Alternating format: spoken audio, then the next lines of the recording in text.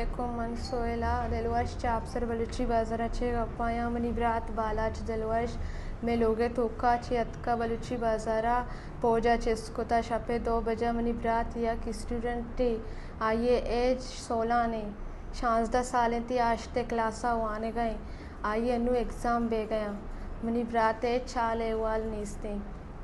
मैं DCL उड़ा भी शतगी मुलाकात को था DCA हमारा हफ्ते के मोहल्लत दाता मर्ची पदा भी मैं DCA का शतगी भले DCA में मेगमा मुलाकात चीज़ नको मताने शोते FIR दर्ज को आयम FIR दर्ज को भले मारा नौश्ती चिच्चो रोचे शमरा मोहल्लत दई देखिए मरे बिजा मतलब मरा मोहल्लत चीज़ दयग नबुत्ता बस मौती गप कोतगा मैं गप्पन सरा अमल कनक नबुत्ता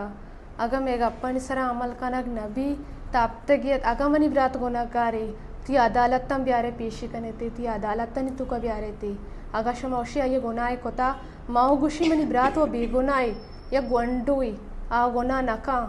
शमौशी के गुनाह कोता गरो ती अदालत तनी तू का ब्यारे ती अगम अब तक तो का मनी ब्रात आ लेवल नया तगा मनी ब्रात चे अदालत ता नया ग्रो सकते भी माँ रोड़ा बंद कना माँ रोड़ा गेरा माँ चौकन सरन इश्त कना धरना भी दया और माँ मतलब हमें लोटा के मैं ब्रात जल्द से जल्द बाजिया बीवी हो दर बेते